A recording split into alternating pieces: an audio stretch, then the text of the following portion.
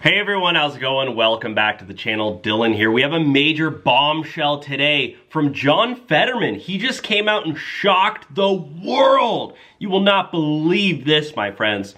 And he is actually dropping a huge bombshell. He is actually one of the only Democrat senators who is now kind of shifting over to on the Trump side. I mean, we'll see. This is really shaking up our country because we're seeing more and more Democrats leaving the left lunatic and actually hopping on board the Trump train. And John Fetterman was actually the only Democrat senator, I believe, who voted for RFK Jr.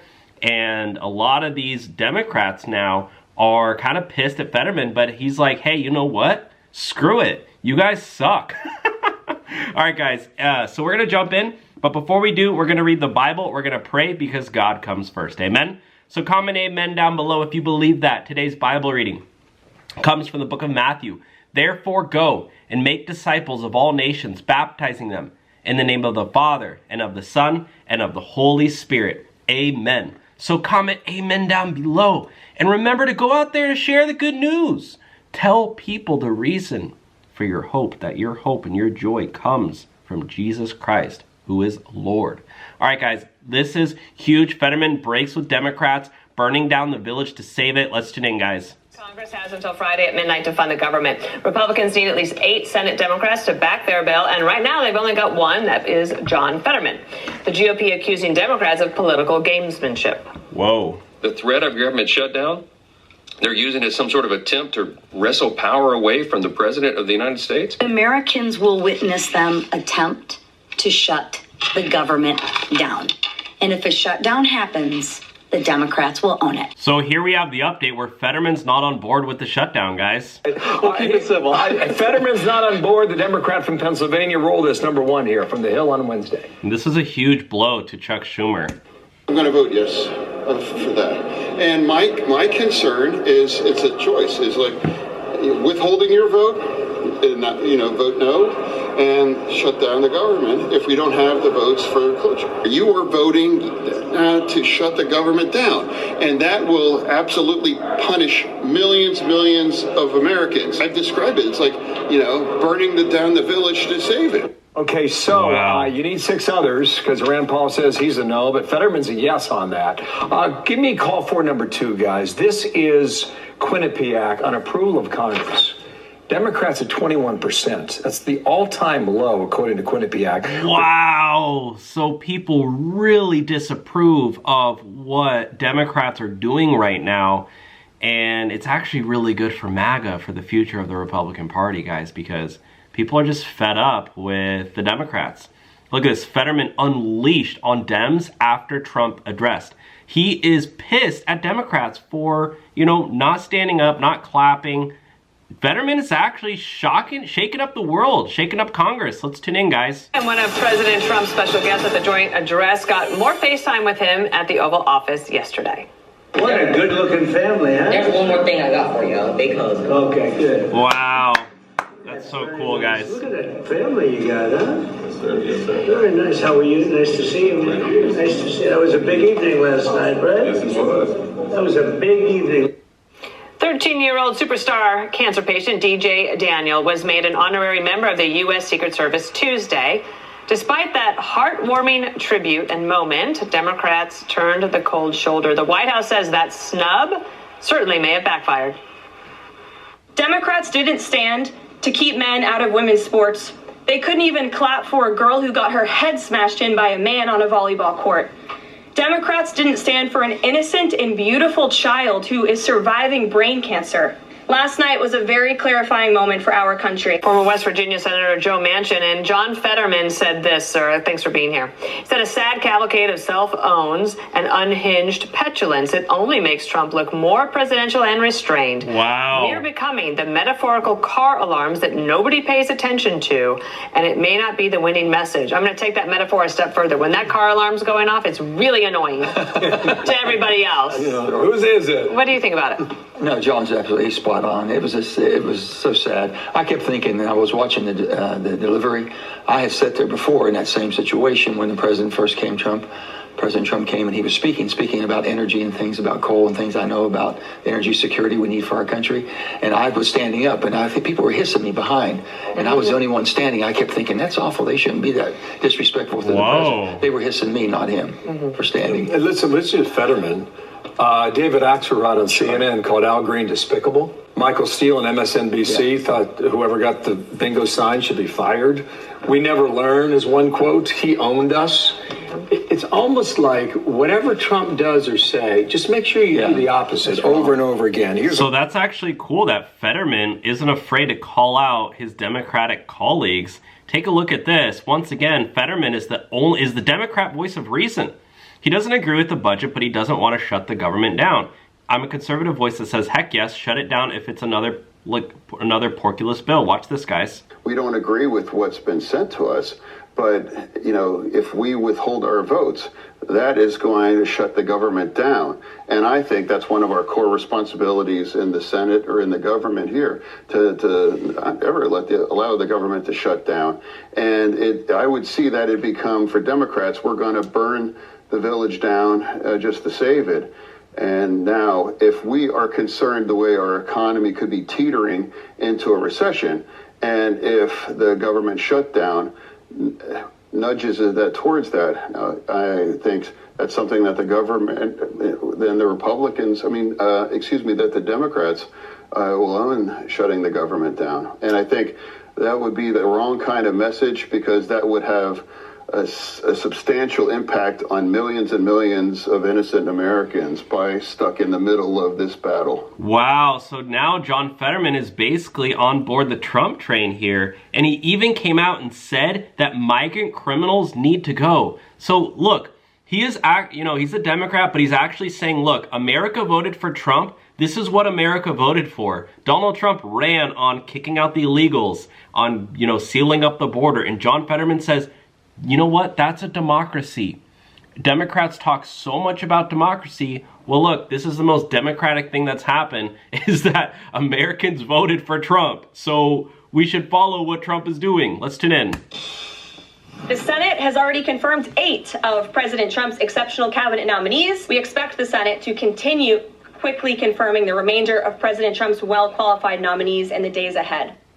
White House Press Secretary Caroline Leavitt feeling optimistic about the rest of President Trump's cabinet nominees making it through the Senate, but the toughest are still to come, and our next guest may hold one of the key votes.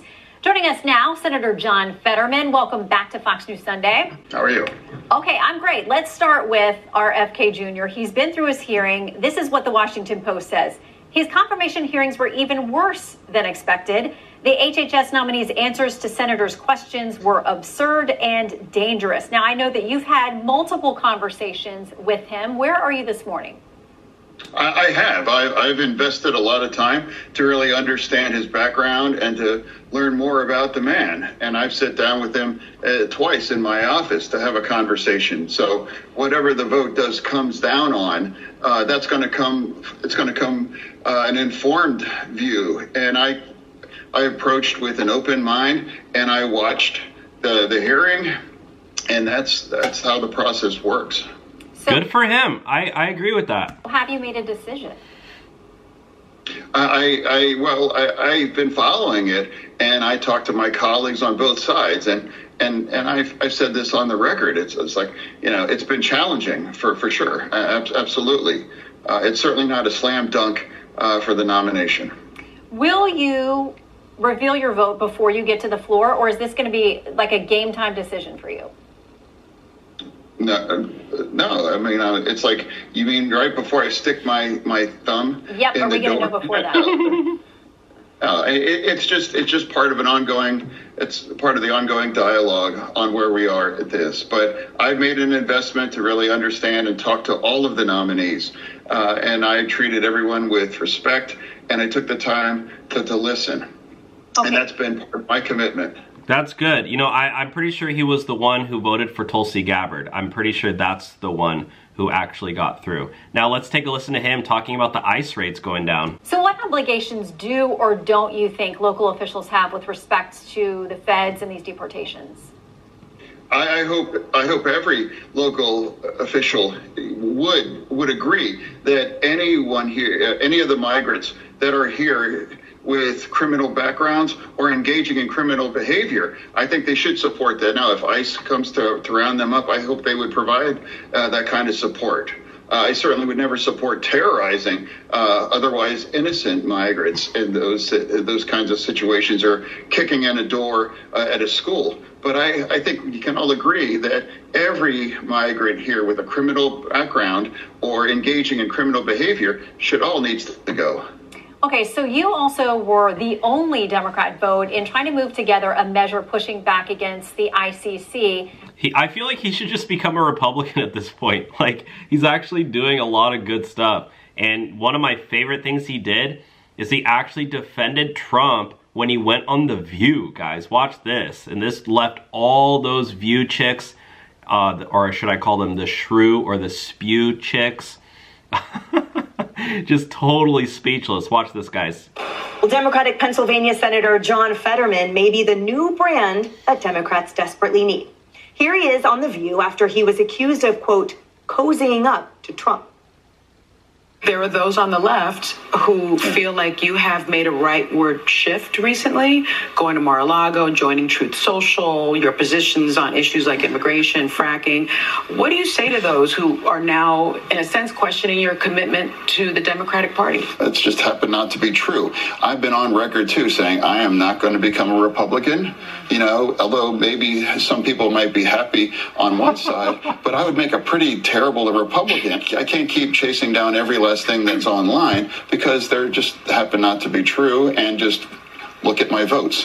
Look at the things that I haven't changed. Wow. In a way. He also defended President Trump and the actions that he's taken in the first week of his presidency. He's been doing essentially what he actually campaigned on early on, immediately after the election. I was like, hey, you know, we have a choice. You know, we can freak out and follow every other thing around, you know, like a cat, you know, with a laser, you know, after he won. But I'm not that guy. I'm not going to be that Democrat. You know, for me, there's things I'm going to agree with. I'm going to disagree with. But I'm in the business of finding wins for Pennsylvania and for the nation, and engaging the president. I think I see that as doing my job. Wow.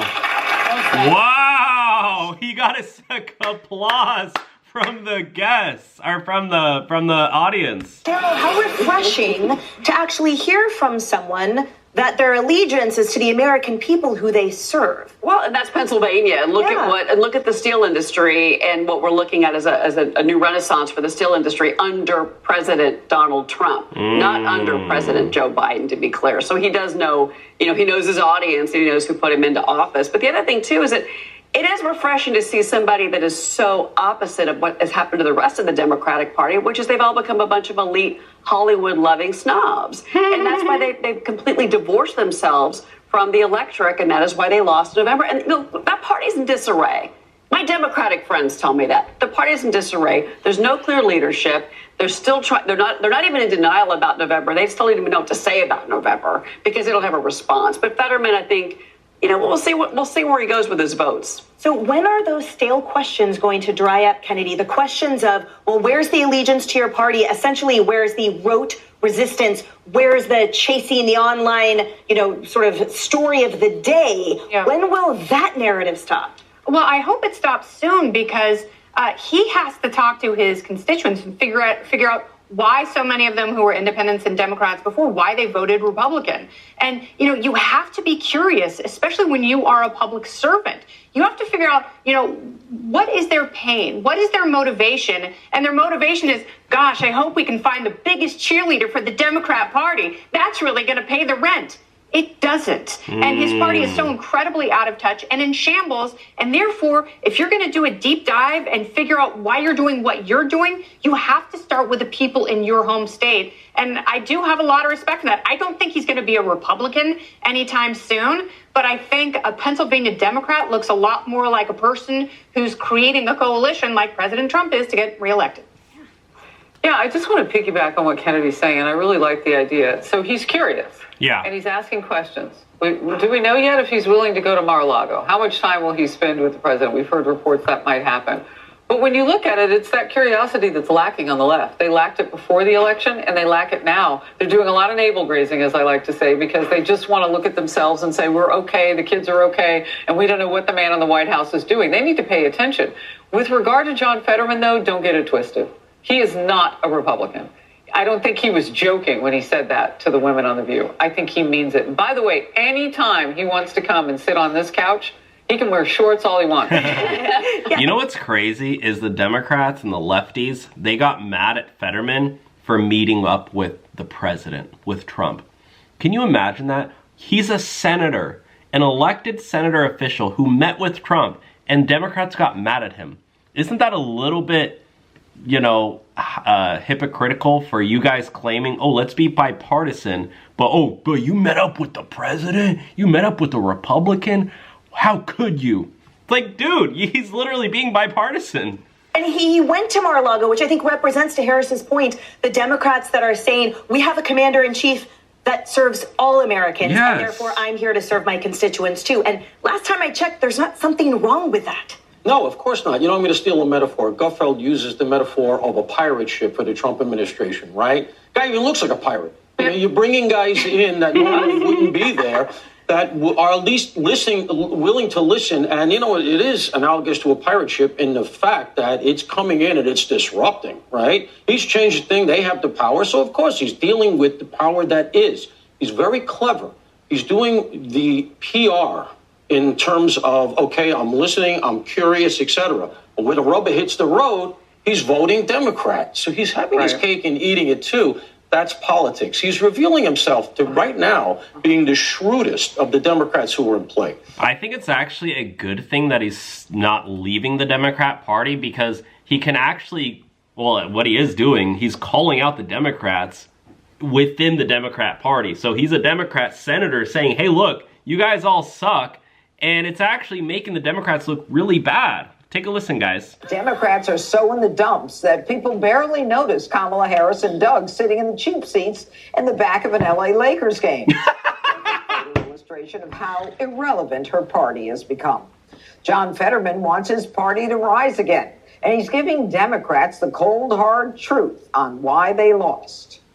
I think their primary currency was shaming and scolding and talking down to people and telling them, hey, I know better than you, or you're dopes, or you're a bro, or you're ignorant, or, you know, don't you, you know, how can you be this dumb? I can't imagine it. Like, and then, by the way, they're fascists. How can you vote for that if you go to an extreme and you become a boutique kind of a proposition? Then you're going to lose the argument, and then we have done that.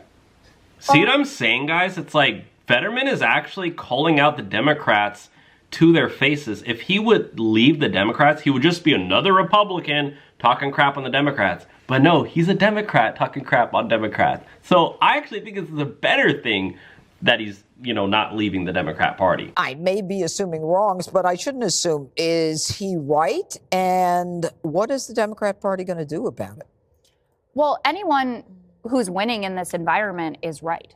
There's no way to say otherwise. Fetterman won a competitive race, was able to do it. I know he wasn't up right in 2024, but yeah, he's right. And he's certainly right for Pennsylvania, who seem very happy with him. And he has very high approval rating.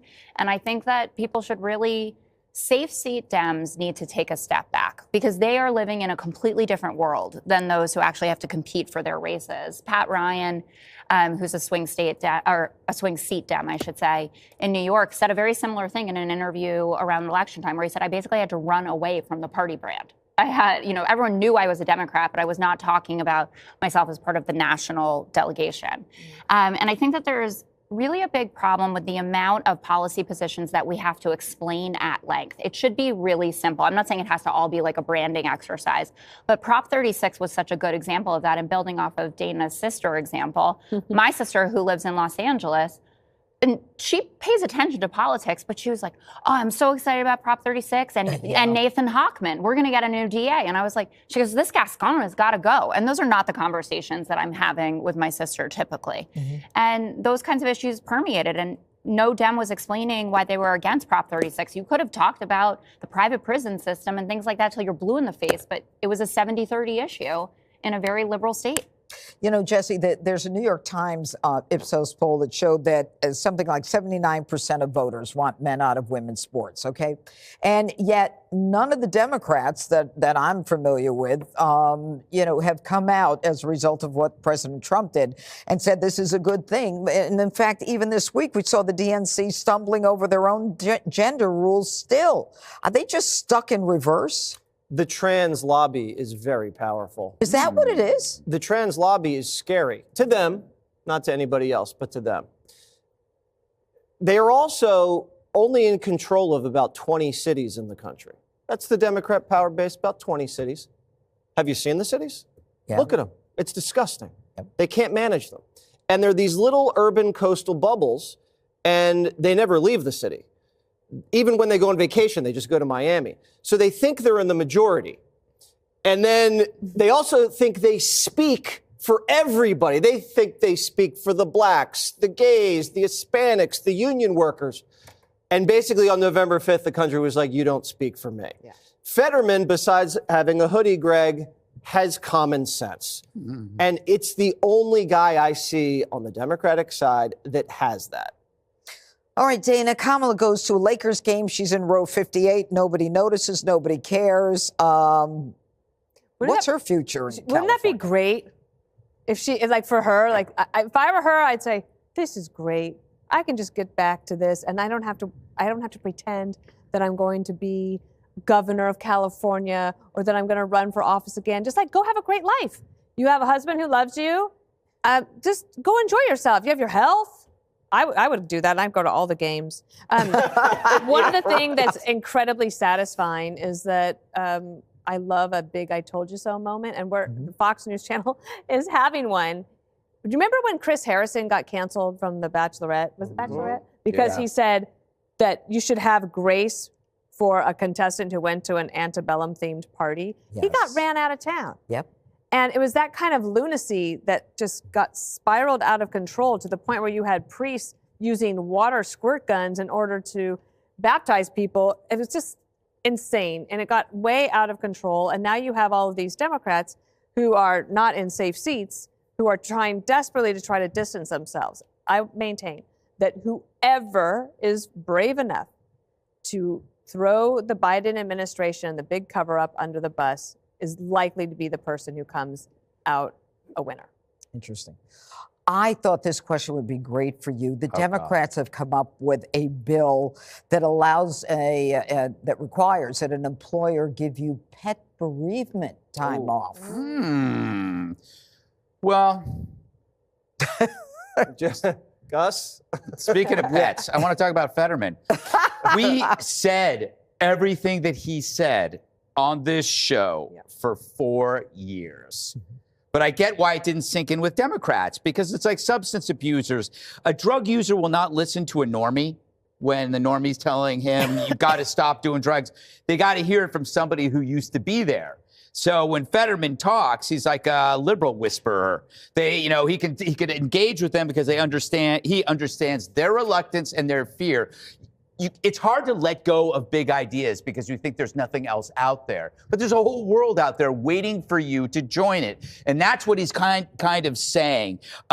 In terms of why it took so long, this is the problem with Democrats. They don't move until they see a poll. So was he talking as a politician or a human being? I don't need a poll to tell me that men in women's locker rooms is bad. I don't care about the polls. I know that it's wrong. And it's the same thing. I don't need a poll to hear about plastic straws being better than paper. I don't need a poll to know that my money shouldn't be going to trans operas in Colombia. I don't need a poll, but they do. Maybe they should get a spine instead of a poll. Yeah, they raised some really good points. Now, John Fetterman actually clapped back at the most lefty lunatic of the Democrat Party, AOC. Watch this, guys. It's a friendly fire, courtesy of Senator John Fetterman, over this bad behavior in Congress. I do have a point of order, and I would like to move to take down Ms. Green's words. What? That is absolutely unacceptable. How dare you attack the physical appearance of another person? Are your feelings hurt? Her words. Ah! Oh, girl, baby girl. Oh, really? Don't even play, Baby girl? We are gonna. After that, little cat fight between AOC and Marjorie Taylor Greene. After that chaos, Fetterman joked that he was sorry to Jerry Springer for ever comparing Congress to the Wild Talk Show. Then AOC called him a bully. Today, That's hilarious. Fetterman was the one saying, "Don't even play." She said, I understand you likely would not have stood up for your colleague and seem to be confused about racism and misogyny being a both sides issue, but I stand up to bullies instead of becoming one. Wow, so now AOC's pissed at Fetterman. That's hilarious. And Ocasio-Cortez seems to be suggesting that you're a bully. Oh, well, of course, that's absurd. I was just simply responding to the kind of chaos and everything that Representative Greene started as well. And if everyone on the committee was proud of what they've produced, they're entitled to their opinion. Or if they feel that this is the kind of a video that you want to send to a classroom of 8th grade civics kind of students across America, again, that's their choice. All right, I know, Molly, you don't agree with the hoodie as Senate dress code, but do you agree with Fetterman? He's got a point there about the chaos. Who cares he's wearing a hoodie? Okay, if Zelensky can show up in a frickin' t-shirt and he's a president begging America for more billions of dollars, I think Fetterman can show up in a hoodie, all right? Look, I have no problem with him wearing a hoodie. I honestly couldn't give a crap. Kind of a point, but also we're spending so much time talking about unkind words that were said in the House and about how that looks poor to the rest of the country. Bleach, blonde, what actually looks bad to the country, I think, is that Washington, D.C. is destroying our country. Their policies are horrible. Okay, this show's too boring. Sorry, we're moving on. We're moving on to Joe Rogan. Joe Rogan he actually had Fetterman on his podcast, and Fetterman admitted to Joe that he knew the Russia collusion was a hoax. Watch this, guys. A legitimate outsider. This is the appeal. The appeal is that people think that this system is completely rigged and it's captured by money and special interests and enormous corporations, and that here's a guy who's outside of this system completely, and the evidence of that is how the system turned against him and how you got to see people on television every night talking about Russiagate, talking about how he's a puppet of Putin, talking about the Steele dossier, talking about all these different things that turned out to not be true, and it further cemented. I never bought into some of that kind of stuff, because if anyone that spent any time on the ground in one of those states, it's very clear that wasn't because of some small kinds of Whoa, so Fetterman actually didn't buy into the whole Russia.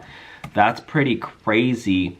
And you know, John Fetterman and Joe Rogan actually talked about Trump, and Fetterman claims Democrats have been losing politically for the last 4 years. It's the polish of speaking like a congressman, like a senator, like a presidential candidate. But it's this kind of bullshit way of communicating that's inauthentic, that even though it's effective, even though it's polished and smooth, people never get a sense of who that person is as a human being. Trump is not polished. He's not polished in that sense, but you get a sense of who he is as a human being. There doesn't seem to be a veil. There doesn't seem to be this disconnect between a human being and the thoughts. You might not agree with him, you might think he's crass or rude, but at least you know that he's the guy that's talking. These are his thoughts, and people trust that way more than they trust someone who's, polished but full of shit. Yeah, no, it's that Scarface. It's like, word and balls. Yeah. I'm not gonna, and that's, you're losing politically if you're telling people to not believe what their eyes are seeing. Whoa, so he's calling out the Democrats and kind of defending Trump. He's like a Trump defender Democrat. Kind of interesting, right? It's kind of strange, but, it is pretty cool that, look, he announces he will vote for the Republican continuing resolution bill. Let's tune in, guys. I would describe it as God-tier level trolling to just trigger a full-on China syndrome to own the libs in perpetuity. I would describe it as God tier level trolling. Now, one person who really doesn't like Fetterman is Megyn Kelly. Watch this. Say about it. Pennsylvania. You, John Fetterman. You act like you're a man of the people. You're going to look out for the weak. You get it. You don't get it. You really don't. That part of your brain still appears to be injured because you're going to let all these little girls go out there and get a traumatic brain injury? You, of all people who understand what a brain injury can do, you and your working class appeal. You don't get it at all. Whoa, what the heck? Megyn Kelly. Sometimes I like Megyn Kelly, other times I'm like, I just don't get it. Maybe I'm in the wrong here. And you know what's even nuts is he was actually approached by protesters and he basically just laughed in their faces. This is pretty nuts. Did you guys see this? This just happened, I think, today. This is a designated stakeout position.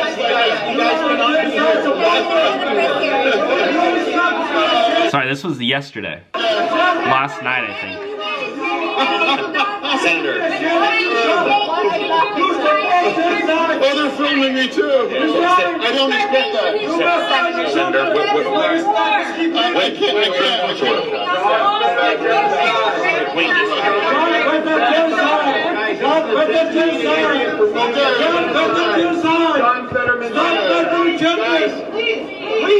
Look at him just chewing gum in his hoodie. We're trying to do our job here. Senator, where are you on the He's just on his phone, probably watching TikTok.